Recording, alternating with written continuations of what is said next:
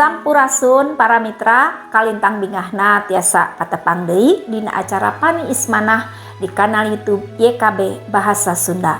Lenyepaneun urang dinten ieu dicutat tina buku renungan wasiat anu dijudulan Ulah Nyalahkeun Batur. Dumasar Serat Rum pasal 2 ayat 1 dugi ka 11. Sareng nas nu janten puseur panglenyepan urang nyaeta ayatna nu kahiji anu unggalna kieu. Sabab lamun ka batur nyalahkeun tapi kalakuan sorangan sarwana, eta sarua jeung nyalahkeun ka diri sorangan. Para mitra, kunaon hoax atanapi warta bohong teh gancang pisan sumebarna. Margi jalmi-jalmi teu ngaraos peryogi marios leres henteuna komo nalika pakait sareng warta negatif ngeunaan saurangan sosok tertentu. Di era industri televisi, pintonan, infotainment, manilaris manis, sanaos umumna nu didugikeun teh sanes wartos nu sae, malihan mah wartos nu acan puguh leres henteuna. Tapi da kitu manusa katingalena resep ngadangukeun carios anu negatif ngeunaan batur, siga nu aya sahiji kabungahan nalika batur ngalaman hal nu awon. Mangka sumanget ngahakiman batur sareng ngahukum batur, nyalahkeun batur teh muncul. Para mitra, Rasul Paulus masihan nasehat nu wijaksana ka jamaah di Rum. Sabab lamun ka batur nyalahkeun tapi kalakuan sorangan sarwana, eta sarua jeung nyalahkeun ka diri sorangan. Serat Rum pasal 2 ayat 1.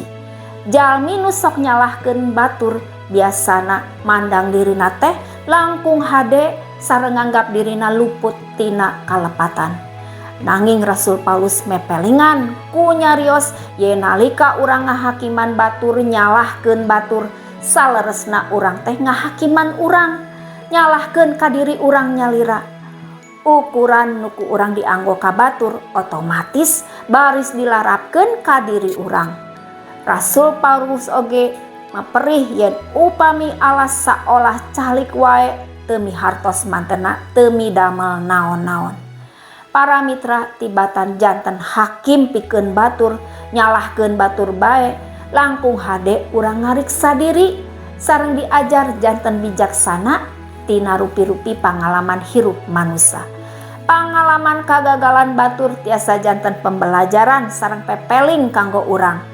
Pangna kitu hayu urang sadar yen kamuliaan, kahormatan sareng karahayuan baris ditampi ku sadaya jalmi nu milampah kasaean.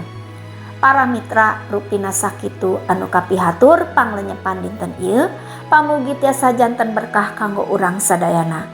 Urang tepang deui dina episode salajengna.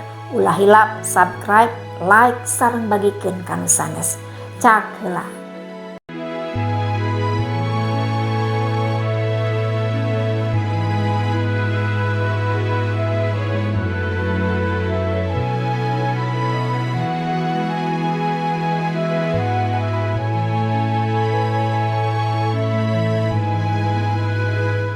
Sahabat, mari dukung pelayanan dan pekabaran Injil melalui YKB dengan membagikan link acara ini kepada sebanyak mungkin orang.